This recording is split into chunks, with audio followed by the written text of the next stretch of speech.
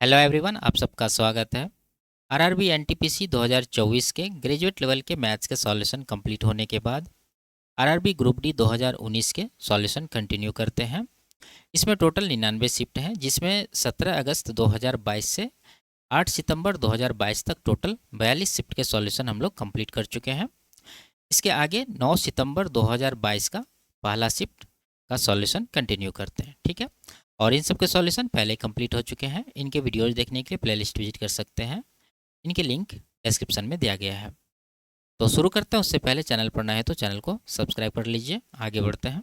पहला सवाल है, एक कक्षा के विद्यार्थियों द्वारा गणित में प्राप्त औसत अंक 70 थे। लड़कों द्वारा प्राप्त औसत अंक लड़कियों द्वारा प्राप्त औसत अंक से 20% अधिक है। यदि लड़कों की संख्या और लड़कियों की संख्या का अनुपात 3:2 है तो लड़कियों द्वारा प्राप्त औसत अंक ज्ञात कीजिए, ठीक है। देखिए, कक्षा के सभी विद्यार्थियों का औसत आपके पास दिया है 70 और आपसे पूछा जा रहा है लड़कियों का औसत क्या है, और दोनों की संख्या का अनुपात दिया हुआ है, ठीक है। तो निकालते हैं। देखिए, लड़के हैं बी, लिखते हैं बॉयज़, लड़कियां गर्ल्स। इनके संख्या का अनुपात है 3:2, 3:2। इसके बाद आते हैं औसत पे। औसत क्या कह रहा है कि लड़कों द्वारा प्राप्त औसत अंक लड़कियों द्वारा प्राप्त औसत अंक से 20% अधिक है। इसका फ्रैक्शन 1/5, यानी लड़कियों का औसत अगर 5 यूनिट है तो लड़कों का कितना होगा, 5 से 1 अधिक 6 यूनिट होगा, ठीक है। अब आपको देखिए संख्या का रेशियो पता है और औसत का रेशियो भी आपको पता है, तो रेशियो में हम लोग एवरेज निकाल सकते हैं। तो ओवरऑल एवरेज कितना होगा, वेटेड एवरेज से निकाल लेंगे, गुना करके जोड़ लेंगे। 6×18, 5×2 10, तो 18 + 10 कितना होगा, 28। तो इस 28 को टोटल क्वांटिटी से डिवाइड करिए। क्वांटिटी ये जो लड़कों और लड़कियों की संख्या है, इनका योगफल 3, 2, 5 से इसको डिवाइड करेंगे। तो ये जो एवरेज है ये ओवरऑल एवरेज है। जबकि सवाल में ओवरऑल एवरेज दे रखा है 70, तो इसको 70 के बराबर कर देंगे, ठीक है। हमसे क्या पूछा जा रहा है, लड़कियों द्वारा प्राप्त औसत। तो नीचे वाला जो रेशियो है ये औसत का रेशियो है। तो लड़कियों का कितना है, यहाँ पर देखिए 5 यूनिट है, तो 5 यूनिट का आपसे पूछा जा रहा है। उसके लिए क्या करना होगा, 70 को ये 28/5 से डिवाइड करना होगा। तो 28 नीचे रहेगा, 5 ऊपर चला जाएगा, ठीक है। और 5 यूनिट का निकालना है तो फिर से 5 इसमें गुना करेंगे। 14×2 28, 14×5 70। अब नहीं कटने वाला, 5 का 3 बार गुना करेंगे तो 125 होगा, और नीचे 2 डिवाइड करेंगे, ये आ जाएगा कितना, 62.5। ऑप्शन नंबर 2 में दिया है, यही इस सवाल का करेक्ट आंसर है। आगे बढ़ते हैं। दो गोलों के आयतनों का अनुपात 216:125 है। उनके पृष्ठीय क्षेत्रफलों का अनुपात ज्ञात कीजिए, ठीक है। देखिए, ये जो गोला का आयतन होता है वो किस पर निर्भर करता है, रेडियस के क्यूब पर, ठीक है। और उनका जो पृष्ठीय क्षेत्रफल का अनुपात होता है वो किस पर निर्भर करता है, वो रेडियस के स्क्वायर पर। आप जानते हैं कि गोला का आयतन क्या होता है, 4/3 पाई आर क्यूब। इसमें 4/3 पाई कांस्टेंट होता है, बदलता क्या है, रेडियस। इसी के अकॉर्डिंग इसका आयतन बदलता है, या फिर इसका ये जो एरिया है, टोटल सरफेस एरिया, वो बदलता है। तो गोला का आयतन ये दे रखा है, तो हम लोग यहाँ से त्रिज्या का अनुपात निकाल सकते हैं। क्या हो जाएगा, इनका घनमूल लेना होगा, ठीक है। रेडियस का क्यूब करते हैं तो आयतन का अनुपात होता है। अगर आयतन का अनुपात आपके पास दिया है तो उसका घनमूल ले लीजिए, वही रेडियस का रेशियो हो जाएगा। तो क्या होगा, 216 का घनमूल 6 हो जाएगा और 125 का 5 हो जाएगा। तो ये रेडियस का अनुपात आ गया। अब क्षेत्रफल का अनुपात पूछ रहा है तो इसका स्क्वायर में क्षेत्रफल का अनुपात होता है, तो रेडियस का स्क्वायर कर दीजिए। 6 का स्क्वायर 36, 5 का स्क्वायर 25, तो 36:25 इस सवाल का करेक्ट आंसर है। आगे बढ़ते। पाइप ए एक हौज को 6 घंटे में भर सकता है, पाइप बी इसे 30 घंटे में भर सकता है। दोनों पाइप चालू किए गए थे, लेकिन हौज के तली में एक रिसाव था, इसलिए हौज को भरने में 30 मिनट अधिक समय लगता है। रिसाव द्वारा भरी हुई हौज को खाली करने में कितना समय लगेगा, ठीक है। तो सबसे पहले आपको निकालना होगा पाइप ए और बी का एफिशिएंसी। निकालते हैं। पाइप ए भर रहे हैं इसको 6 घंटे में, और पाइप बी से भरते हैं 30 घंटे में। मान लेते हैं टैंक का टोटल कैपेसिटी इन दोनों का एलसीएम 30 यूनिट। 6 से डिवाइड करेंगे 5 आएगा, 30 से डिवाइड करेंगे 1 आएगा, ठीक है। सबसे पहले पता करना होगा कि ए और बी साथ में काम करता है तो कितना टाइम लगता है इस टंकी को भरने में। उसके लिए क्या करना होगा, आपको ए प्लस बी के एफिशिएंसी से टोटल वर्क को डिवाइड करना होगा। तो टोटल वर्क 30 है, और ए का 5 है, बी का 1 है, तो टोटल कितना हो गया 5 + 1 6। 6 से इसको डिवाइड करेंगे तो टाइम आएगा 5 घंटे। यानी केवल ए और बी जब साथ में काम करता है तो 5 घंटे का टाइम लगता है। लेकिन कह रहा है कि तली में एक रिसाव है जिसके कारण इसको 30 मिनट अधिक टाइम लगता है भरने में। तो हम लोग डायरेक्टली ये कह सकते हैं कि ए प्लस बी इन दोनों के द्वारा 30 मिनट यानी आधा घंटा में किया गया काम किसके काम के बराबर होगा? ये लीकेज के काम के बराबर होगा। लेकिन लीकेज कितना समय काम किया है? देखिए, ए और बी जब साथ में काम करता है तो 5 घंटा लगता है और 30 मिनट इसको एक्स्ट्रा लग रहा है यानी 5.5 घंटा। तो इस दौरान लीकेज पूरी तरह से काम किया है। कहने का मतलब ए प्लस बी का आधा घंटा का काम और ये लीकेज का 5.5 घंटा का काम बराबर होगा। तो मान लीजिए लीकेज एक्स है, इसका 5.5 घंटा यानी इसको आप 11/2 घंटा लिख सकते हैं। इन दोनों का वर्क बराबर होगा। यहाँ से आपको क्या मिलेगा? लीकेज का एफिशिएंसी आएगा। ए प्लस बी कितना होगा? 5 1 6, तो यहाँ पर 6 रख दीजिए, 2 से काट देंगे इसको 3 बार में। अब नहीं कटेगा तो एक्स का वैल्यू कितना होगा? 2 तिया 6/11। तो एक्स यानी लीकेज का एफिशिएंसी 6/11 है। पूछ रहा है केवल लीकेज इस हौज को खाली करने में कितना टाइम लेगा। तो टाइम हम लोग निकाल देते हैं। देखिए, टोटल वर्क 30 है और लीकेज का एफिशिएंसी है 6/11, तो 6/11 से इसको डिवाइड करेंगे। 6 नीचे रहेगा, 11 ऊपर चला जाएगा। यही आपका टाइम है। 6 से कटाएंगे 5 बार में, 5 × 11 55 आवर इस सवाल का करेक्ट आंसर है। ऑप्शन नंबर 1 में दिया हुआ है। आगे बढ़ते, ये कह रहा है कि इसका मान ज्ञात करिए। ठीक है, तो सॉल्व कर लेते हैं। ये क्या है? सेक। ठीक है, लिखेंगे सेक ए, यहाँ पर 1 माइनस कॉस ए है और इसको जब तोड़ेंगे तो क्या होगा? कॉसेक को आप बोल सकते हैं 1/sin, इसको cos/sin। तो साइन नीचे एलसीएम हो जाएगा, ऊपर क्या हो जाएगा? ऊपर हो जाएगा 1 + कॉस ए। ठीक है, अब देखिए यहाँ 1 माइनस कॉस है, यहाँ पर 1 + कॉस है, गुना करेंगे तो 1 माइनस कॉस स्क्वायर ए हो जाएगा। ठीक है, ए माइनस बी इंटू ए प्लस बी पर, और ये सेक ए है, लिख देते हैं इसको। ये क्या हो गया गुना करने के बाद? ये हो गया 1 माइनस कॉस स्क्वायर, जिसको हम लोग लिखेंगे साइन स्क्वायर ए, और नीचे है साइन ए। तो साइन स्क्वायर ऊपर है, नीचे साइन है, तो एक साइन ए ऊपर नीचे कट जाएगा, बचेगा साइन। और सेक को आप लिख सकते हैं क्या? 1/cos, तो sin/cos हो गया, जिसको 10 ए लिखेंगे। ठीक है, तो 10 ए इस सवाल का करेक्ट आंसर है। ये जो कॉस सेक ए है, इसको आप बोल सकते हैं 1/cos ए। 1/cos ए गुना साइन ए करेंगे तो 10 ए हो जाएगा। आगे बढ़ते, एक प्रतियोगी परीक्षा में प्रत्येक सही उत्तर के लिए 3 अंक दिए जाते हैं और प्रत्येक गलत उत्तर के लिए 1 अंक काटा जाता है। सिंधु ने इस परीक्षा में 80 अंक प्राप्त किए। यदि प्रत्येक सही उत्तर के लिए 4 अंक दिए जाते और प्रत्येक गलत उत्तर के लिए 2 अंक काटे जाते तो सिंधु को 90 अंक प्राप्त होते। यदि सिंधु ने सभी प्रश्नों के उत्तर दिए हो तो परीक्षा में प्रश्नों की संख्या कितनी है? ठीक है, तो इसको समीकरण बना के सॉल्व करना होगा। देखिए क्या कह रहा है, सही उत्तर के लिए 3 अंक दिए जाते हैं। मान लीजिए किसी ने x प्रश्नों के सही उत्तर दिए, तो टोटल कितने मार्क्स हो गए? x × 3, 3x हो जाएगा। इसमें नेगेटिव जो है वो माइनस हो जाएगा, यानी 1 अंक काटा जाता। मान लीजिए कि y प्रश्न उन्होंने गलत किया, तो y × 1, y इसमें माइनस हो जाएगा। इसके बाद जो है इसका अंक डिसाइड होगा कितना, 80 अंक इसको प्राप्त होता, तो बराबर 80 कर देंगे। ये आपका हो गया पहला इक्वेशन। दूसरा क्या बनेगा? 4 अंक दिया जा रहा है, x प्लस सही है तो 4x हो जाएगा, उसमें माइनस कर देंगे नेगेटिव वाला। 2 अंक काटा जा रहा है, y प्रश्न है तो 2y कट जाएगा और अंक इसको 90 प्राप्त होता है। ठीक है, इसको थोड़ा सा सॉल्व कर लीजिए। 2 कॉमन है, 2 से काट देंगे पूरी तरह से समीकरण को, तो ये हो जाएगा 2x, यहाँ पर हो जाएगा y और यहाँ पर हो जाएगा 45। ये हो गया आपका दूसरा इक्वेशन। अब क्या करेंगे, पहला में से दूसरा को घटा देंगे, तो ये प्लस हो जाएगा, ये माइनस हो जाएगा, ये भी माइनस, y कट ही जाएगा। 3y में ये 3x में 2x घटेगा, x बचेगा। इधर 80 में 45 घटाएंगे तो 35 बचेगा, यानी x का वैल्यू 35 है। y का वैल्यू कितना होगा? देखिए यहाँ पर अगर x 35 रखिएगा तो 35 दिया 105, उसमें 80 घटेगा तो आ जाएगा 25, यानी y का वैल्यू हो गया 25। तो टोटल प्रश्न पूछा जा रहा है, यानी x + y कितना होगा? 35 + 25 60। ऑप्शन नंबर 1 में दिया हुआ है। आगे बढ़ते, यदि चक्रवृद्धि ब्याज पर निवेशित एक राशि 6 वर्षों में स्वयं की 2 गुनी हो जाती है, तो समान ब्याज दर पर यह राशि कितने वर्ष में स्वयं की 8 गुनी हो जाएगी? ठीक है, देखिए 1 से 2 हो रहा है, टाइम कितना लग रहा है 6 वर्ष। अब कह रहा है कि ये जो राशि है 8 गुनी होने में कितना टाइम लगेगा, तो 1 से कितना होना है 8 होना है, टाइम हमसे पूछा जा रहा है। तो देखिए यहाँ पर क्या है, आधार 2 है, इसका पावर कुछ नहीं तो क्या है 1 है। तो 8 को भी आपको ये 2 के आधार में तोड़ना होगा, तो 2 की पावर 3 लिख सकते हैं इसको।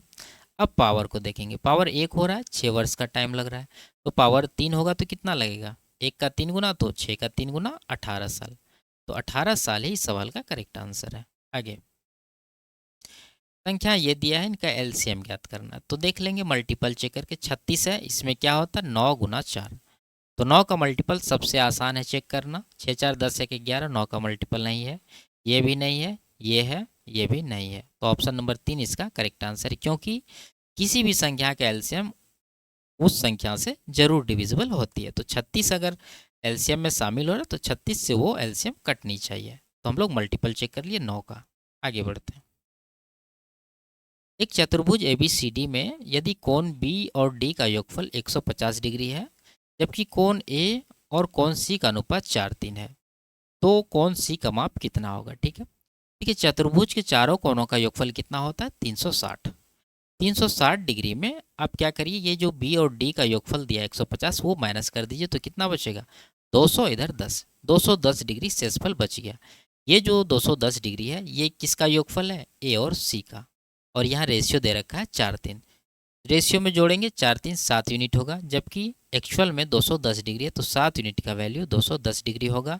कितना गुना है 7 तिया 21, 30 गुना है। क्या पूछा जा रहा है हमसे, सी का माप। सी देखिए कितना है, यहाँ पर सी है 3 यूनिट, तो 30 गुना कर दीजिए, 3 का 30 गुना 90, ऑप्शन नंबर 2 इसका करेक्ट आंसर। आगे 3 संख्याओं का अनुपात ये है और उनका एलसीएम 5600 है, उनका एचसीएफ ज्ञात कीजिए। ठीक है, देखिए रेशियो में अगर हम लोग एलसीएम निकालें तो कितना आ गया 4 पंचे 20 सत्ते 140, जबकि एक्चुअल का एलसीएम कितना है 5600, तो इसको 5600 के बराबर करेंगे। एचसीएफ पूछा जा रहा है, रेशियो में एचसीएफ निकालें तो कितना आएगा 1 आएगा, तो 1 यूनिट का आपसे पूछा जा रहा है। देखिए 14 चौके 56 और 1 जीरो एक्स्ट्रा है, तो यानी ये 40 गुना हुआ, तो 1 का भी 40 गुना करेंगे तो 40 इसका एचसीएफ होगा, ऑप्शन नंबर 1 में दिया हुआ है। आगे बढ़ते, दी गई आकृति में L समांतर M है। ठीक है, ये दोनों लाइन है L और M, ये दोनों क्या है एक दूसरे के पैरेलल है। T एक तिर्यक रेखा है, ये जो लाइन है तिर्यक रेखा, इसका नाम T है। यदि कोण 1 और 2 का अनुपात 4:11 है, तो कोण 7 और 8 के माप क्रमशः क्या होंगे। ठीक है, देखिए ये कोण 1 है, ये कोण 2 है, ये कोण 7 है और ये 8 है। तो हमसे पूछा जा रहा है कि 7 और 8 के मान क्रमशः क्या होंगे। देखिए इसमें एक चीज़ आपको पता होनी चाहिए कि कोण 2 कोण 8 के बराबर होंगे, कोण 1 कोण 7 के बराबर होंगे।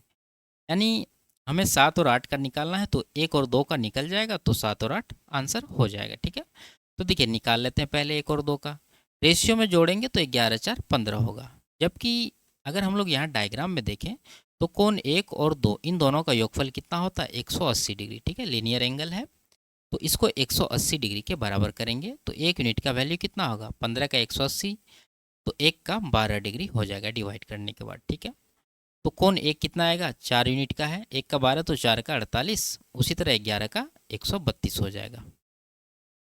अब देखिए कोण 7 हमें निकालना है, 7 किसके इक्वल है 1 के इक्वल है, तो कोण 7 कितना हो जाएगा, एक है 48 डिग्री का, तो 48 डिग्री हो जाएगा कोण 7, और कोण 8 हो जाएगा 132 डिग्री।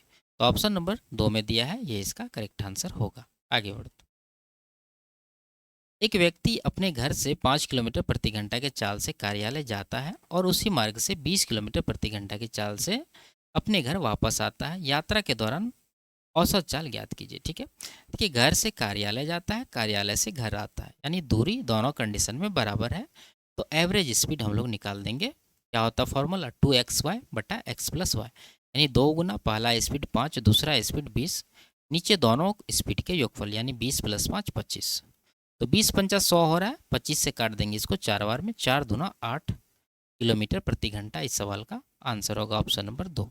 आगे इसका मान ज्ञात करना है। ठीक है, तो देखिए यहाँ पर आप समझ सकते हैं आसानी से, यहाँ पर 10 की पावर 6 है तो 1 पर 6 जीरो आएगा, और यहाँ गुना करने के बाद 4 3 7 1 8 अंक के पहले पॉइंट आएगा। इसमें 6 जीरो है तो 6 अंक तो समाप्त हो जाएगा, तो कुल मिला के 2 अंक के पहले पॉइंट रहेगा जिसको आप 1/100 लिख सकते हैं। नहीं तो यहाँ पर समझिए, अगर सबका पॉइंट हटा देंगे तो ऊपर तो 1 हो जाएगा गुना करने के बाद, नीचे कितना जीरो आएगा, 1 3 4 4 8, यानी 10 की पावर 8 आप लिख सकते हैं। और यहाँ पर गुना 10 की पावर 6 है। डिवाइड करेंगे तो कुल मिला के 1/10 की पावर 2, जिसको आप 100 लिख सकते हैं। ये इसका आंसर होगा। आगे बढ़ते, इसका मान ज्ञात करना। ठीक है, देखिए स्क्वायर में पहले अगर हम लोग स्क्वायर छोड़ दें, 9 से इसको डिवाइड करें तो 4 बार में कटेगा, लेकिन स्क्वायर है तो कटेगा जो वो स्क्वायर में आएगा भागफल। ठीक है, तो 4 का स्क्वायर यहाँ से आया, 4 का स्क्वायर ऑलरेडी है, तो कुल मिला के 16 + 16 32 इस सवाल का करेक्ट आंसर है। आगे बढ़ते, दो व्यक्तियों की वर्तमान आयु क्रमशः 46 वर्ष और 60 वर्ष है। यदि n वर्ष बाद उनकी आयु का अनुपात 4:5 है तो n का मान ज्ञात कीजिए। ठीक है, देखिए इसको ऑप्शन से करिए। अभी वर्तमान आयु 46 और 60 है। मान लीजिए कि ये जो n है वो ऑप्शन में कोई नंबर है, वो कौन सा नंबर है जो दोनों में जोड़ने के बाद रेशियो 4:5 बन जाए। ठीक है, यानी तो आप ऐसे भी बोल सकते हैं कि ऐसा कौन सा नंबर इसमें जोड़ दें ताकि वो 5 का मल्टीपल रहे और ये 4 का मल्टीपल रहे। ऑप्शन में ऐसा एक ही नंबर आपको मिलेगा 10। ठीक है, बाकी आप देख सकते हैं 13 जोड़ेंगे यहाँ पर तो इकाई 3 बनेगा जो 5 का मल्टीपल नहीं है। 11 इसमें जोड़ेंगे तो 1 बनेगा, 5 का मल्टीपल नहीं, यहाँ भी 2 बनेगा, 5 का मल्टीपल नहीं है। केवल 10 जोड़ने पर ये 5 का मल्टीपल रहेगा 70। ठीक है, और उसी तरह से 10 यहाँ जोड़ेंगे तो ये 56 रहेगा। ठीक है, काटा सकते हैं 14 से 4 बार में, 14 से 5 बार में, रेशियो आपको ये वाला मिलेगा। तो ये इस सवाल का आंसर है। ठीक है, आप इसको x जोड़ के बना सकते हैं। जैसे 46 मान लीजिए ये n वर्ष का रहा तो n जोड़ देंगे, इसको 60 में n जोड़ देंगे और रेशियो बना देंगे 4:5। इसको सॉल्व करके n का वैल्यू आप निकाल लीजिए। आगे प्रेक्षण ये दिया है, इसकी माध्यिका ज्ञात करना। टोटल कितने प्रेक्षण है, 3 3 6 3 9 1 10, यानी प्रेक्षणों की संख्या सम है। सम रहता है तो आरोही क्रम में लिखने के बाद बीच वाले 2 पद का एवरेज माध्यिका होता है, तो इसको सबसे पहले आरोही क्रम में लिखना होगा। तो 4 है, 2 बार लिखेंगे 4 4, उसके बाद क्या है 6 है, ठीक है 7 है, उसके बाद 8 है 2 बार, उसके बाद 9 है, ठीक है, फिर 11 12 14, 11 12 14, टोटल कितने हो गए 3 3 6 4 10, तो 10 हो गए। तो 4 शुरू से, 4 लास्ट से छांट दीजिए, बीच वाला 2 पद ये है, इनका एवरेज क्या होगा 8 और 8 का एवरेज 8 ही होगा। यही इसका माध्यिका ऑप्शन नंबर 3 में दिया है।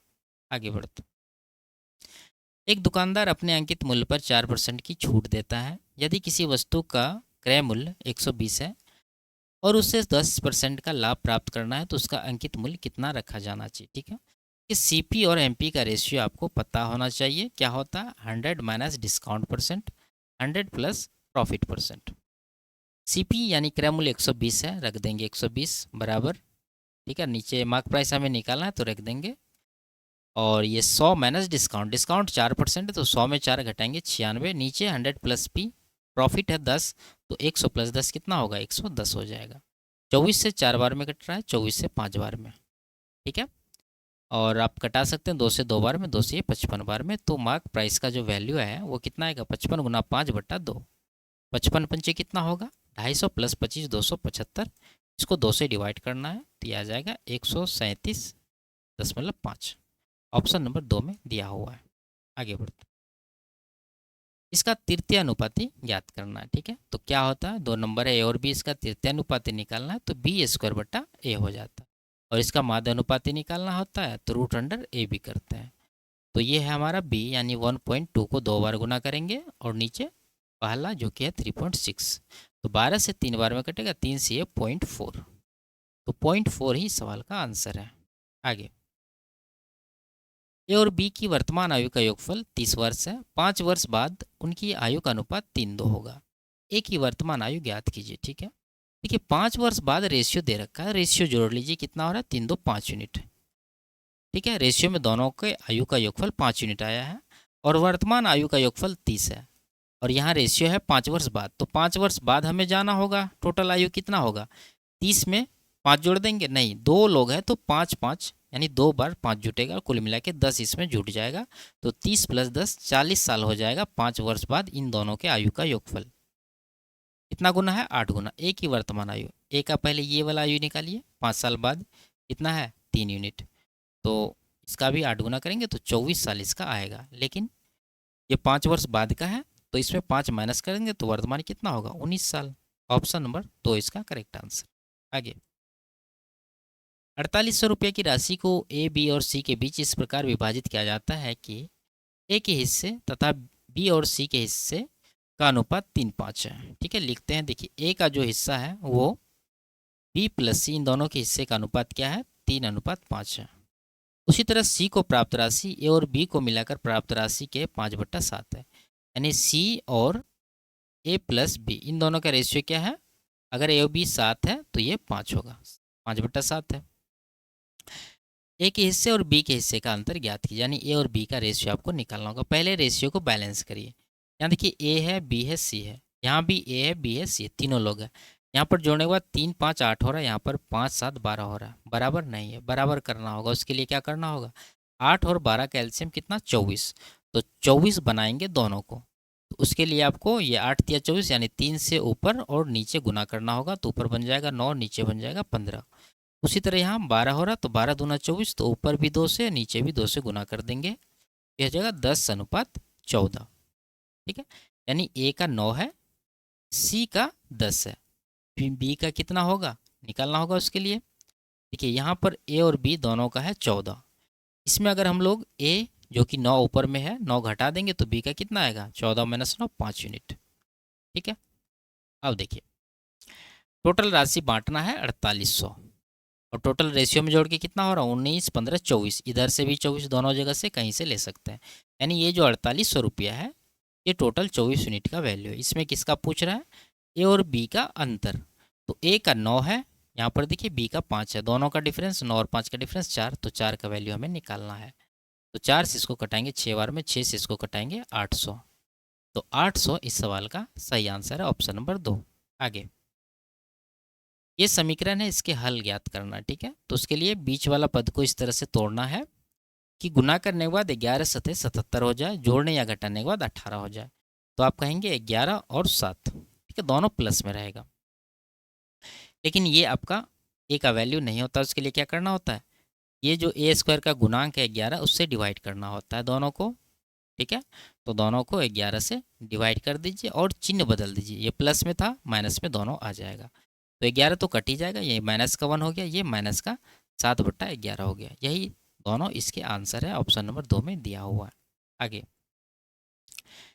यदि एक वस्तु का क्रय मूल्य 4500 और विक्रय मूल्य इतना है तो हानि प्रतिशत ज्ञात कीजिए। ठीक है, लास्ट में 2 जीरो समाप्त हो जाएगा, 5 से कटाएंगे 9 बार में, 5 से कटाएंगे 7 बार में, यानी क्रय मूल्य और विक्रय मूल्य का अनुपात 7 और 9 है। यानी 7 का सामान 9 में बेच रहे हैं, 2 का नुकसान है किसके ऊपर 9 के ऊपर। 1/9 होता है 11 सही 1/9%, तो 2/9 होगा 22 सही 2/9%। ऑप्शन नंबर 3 इसका करेक्ट आंसर है। आगे बढ़ते इसका मान ज्ञात करना। ठीक है, तो कोष्टक के अंदर यहाँ पर ऑफ है, पहले इसको करेंगे, 7 7 कट जाएगा, 2 से 3 बार में, 2 से 4 बार में। अब इसको आगे सॉल्व करते हैं। 39 है लिखेंगे, भाग है। ठीक है, यहाँ पर कितना आ गया 6 और यहाँ से 3/4, तो 6 थी 18/4 हो गया टोटल। 39 गुना कर देंगे, ये उल्टा देंगे 4/18 होगा, 3 से 6 बार में, 3 से 13 बार में। ठीक है, और 2 तिया 2 दूना 13 दूना 26/3, यही इसका आंसर बनेगा, ऑप्शन नंबर 1। आगे बढ़ते यदि ये दिया है तो x का मान ज्ञात करना। ठीक है, तो 9x बराबर क्या हो जाएगा, ये देखिए ए स्क्वायर माइनस बी स्क्वायर है, यानी ए प्लस बी इंटू ए माइनस बी करना है। एक बार दोनों को जोड़ देंगे तो कितना होगा 80 + 10 90, एक बार घटा देंगे दोनों को, ये हो जाएगा 20, घटाएंगे 9 से 10 बार में, तो x का वैल्यू कितना होगा 10 × 20 200, यही इसका आंसर है, ऑप्शन नंबर 2। आगे 15 सेंटीमीटर भुजा वाले वर्ग का क्षेत्रफल ज्ञात कीजिए। तो वर्ग का क्षेत्रफल क्या होता है भुजा का स्क्वायर, तो 15 का स्क्वायर इसका क्षेत्रफल हो जाएगा 225, ऑप्शन नंबर 4। आगे ये समीकरण है, इनके मूलों की प्रकृति के संबंध में इनमें से कौन सा कथन सत्य है। ठीक है, तो मूलों की प्रकृति जानने के लिए सबसे पहले आपको क्या निकालना होगा, डी यानी डिस्क्रिमिनेंट क्या होता है, b² - 4ac लिख देते हैं यहाँ पर।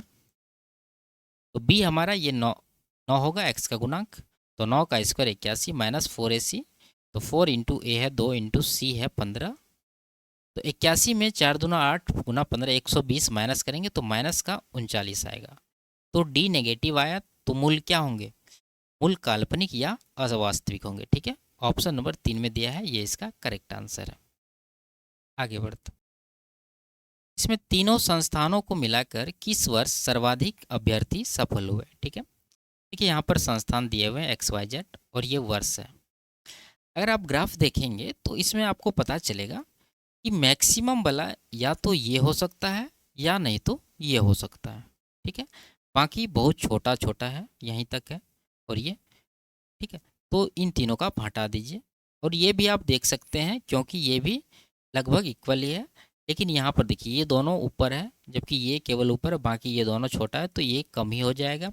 तो इसको भी आप हटा दीजिए, दो को चेक कर लीजिए जोड़ के कौन ज़्यादा हो रहा है। ठीक है, अगर हम लोग पहला देखें तो 4 6 10 6 1600 हो गया, 90 25 यानी 1715 हो गया। ये वर्ष एक का कितना हो गया, 1715। वर्ष 6 का देखें तो 5 6 11 6 17, ठीक है, 1790 और 54 यानी ये हो गया 1844। तो ये आया अधिकतम वर्ष 6, यही इसका ऑप्शन नंबर 3 करेक्ट आंसर होगा। आगे इसमें कह रहा है दिए गए वर्षों में ए और बी के दोनों के औसत निवेश का योग बी और सी दोनों के औसत निवेश के योग का कितना प्रतिशत है। ठीक है, तो उसके लिए आपको क्या करना होगा, ए बी सी तीनों का औसत निकालना होगा। निकाल लेते हैं, देखिए ए का कितना होगा, जोड़ने के बाद ये सब जोड़ेंगे तो ये तो 0 आएगा ही और लास्ट में आएगा 5 5 10 14 9 23 8 31। ठीक है, 3 0 आप लगा दीजिए यहाँ पर, बचा 3 5 8 2 10 से 16 7 23 3 26 261,000 यानी 2,61,000 आप इसको बोल सकते हैं। 5 साल है तो 5 से डिवाइड करेंगे, बचे 25 5 दूना 10 5 दूना 10 यानी कि ये आ गया 52,201 एवरेज। बी का अगर निकाल लें, बी का जोड़ कितना हो रहा है, 3 0 तो आएगा ही और उसके बाद 8 5 13 6 19 2 21 2 23। ठीक है, तो 23 का 3 बचा 2 4 2 6 8 14 5 19 4 23 6 29। इसको 5 से डिवाइड करेंगे तो आएगा बचे 25 5 8 40 5 6 30 यानी 58,600। ठीक है, और सी का भी निकाल लीजिए, यहाँ पर नीचे निकाल लेते हैं।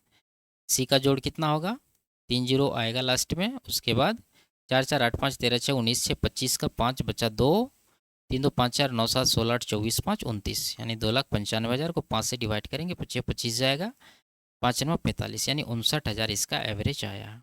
अब क्या कह रहा है, ए और बी के औसत निवेश का योग, तो ए और बी को जोड़िए कितना हो रहा है। ठीक है, देखिए लास्ट में 0 सब में है, 2 2 कॉमन हटा दीजिए, बाकी जोड़िए। ठीक है, लास्ट के 2 0 हम लोग हटा देते हैं यहाँ से, ये दोनों ये दोनों ये दोनों। अब इन दोनों को जोड़िए, ए और बी का योगफल कितना हो रहा है, 5 5 10 यानी 1,000, इधर 1100 इधर 8 यानी 1108 हो रहा है। इसका परसेंटेज निकालना है किसके ऊपर, बी और सी। तो बी है 586 और सी है 590, तो जोड़िए 5 5 10 1,000 9 8 17 1170 6 76, तो 1176 ये हो गया।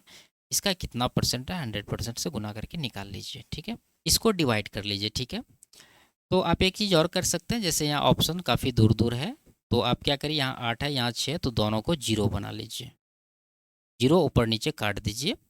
अब 117 से 110 को डिवाइड करना और यहाँ 100 गुना है, तो आप 117 से 11,000 हो जाएगा, गुना करने के बाद इसको डिवाइड करेंगे तो 117 से 9 बार में जाएगा, कितना होगा ये 1,053। ठीक है, तो 1,053 हो गया, माइनस करेंगे 47 आएगा, 470 हुआ, ये आएगा कितना 234, ये 4 बार में जाएगा। ठीक है, उसके बाद पॉइंट आएगा, तो 94 के बाद पॉइंट ऑप्शन नंबर 4 में है केवल, ये इसका करेक्ट आंसर होगा। आगे तो ये लास्ट सवाल था। वीडियो आपको कैसी लगी कमेंट में ज़रूर बताइए, अच्छी लगी तो वीडियो को लाइक शेयर और चैनल को सब्सक्राइब कर लीजिए।